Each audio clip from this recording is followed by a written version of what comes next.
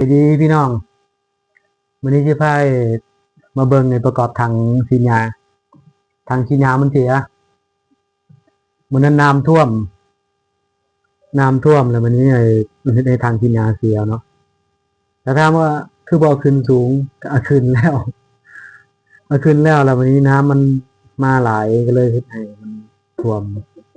ก็เลยเฮ็ดให้เครื่องถังสีญานี้เสียประมาณ3 เครื่องปั๊มตัวนี้เนาะเสียเนาะเพราะมันแช่น้ำอยู่เลยพาเฮ็ดให้ตัวนี้เสีย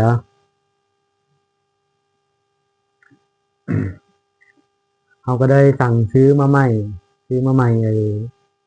ลูกละลูกละ 100 กว่าบาทพอดีสามลูกกับพอดี500เกือบ600เอาบ่เว้าหลายยายห่างเนาะ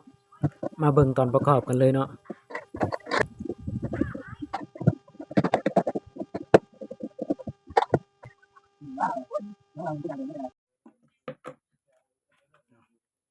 หลังจากใส่ปั๊มแล้ว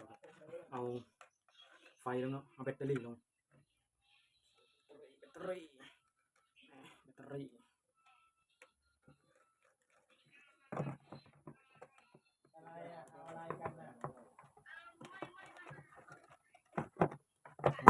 ลงตามด้วยสายสีดำสายสีดำกับ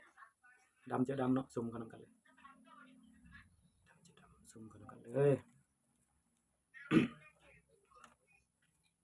นี่คือครั้งแรกที่ประกอบ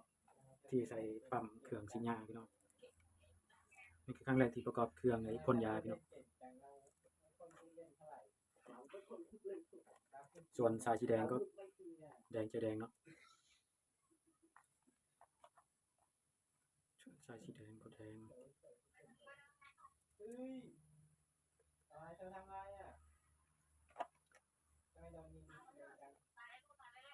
สายแดงก็แดงเนาะซุ่มเขาเอาทีเลยพี่น้องซุ่มกันนำกันเลยแดงก็มีหมวกใส่กันช็อต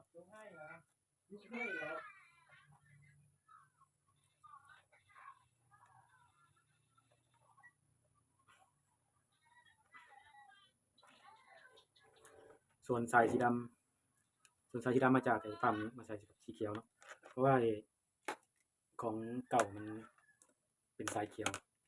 กับแดงส่วนตัวใหม่ของใหม่มามันจะเป็นแดงกับดำของเก่าเขียวก็ใส่เขียวของใหม่นะก็เป็นดำเขาก็ต้องเอาดำมาใส่เขียว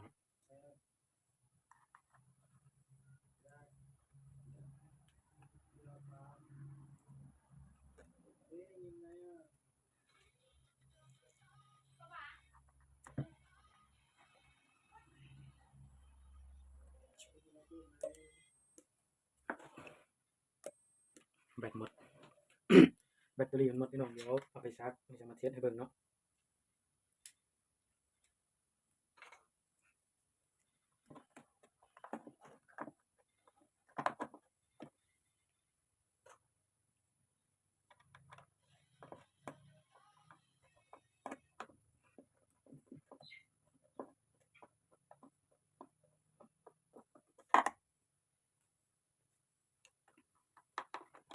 วงจรของมันกับสายวงจรของมันกับบริไลเส้น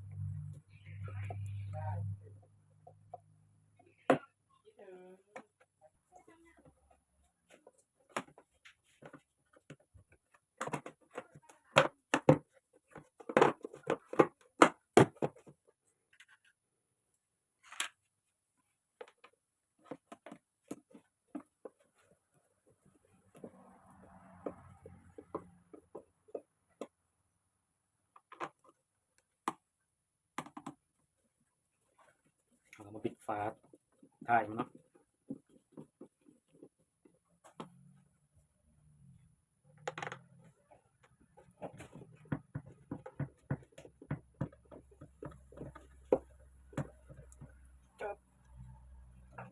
มันก็เป็นเซตที่เรียบร้อยพี่น้อง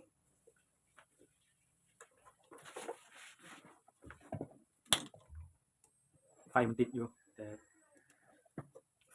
แบตมันยังอ่อนเนาะเดี๋ยวเอาไปชาร์จก่อนโอเคหลังจากเราประกอบแล้วเราก็มาทดลองเบิ่งเครื่องเนาะพี่น้องเนาะมาลองเบิ่งว่ามันสิใช้ได้หรือบ่ปรากฏว่าใช้ได้พี่น้องใช้ได้ปืนก็ถือว่าได้ลุยงานแล้วคลิปเราก็จบลงเพียงเท่านี้พี่น้องฝากกดไลค์กดแชร์เป็นกำลังใจให้หน่อยเด้อ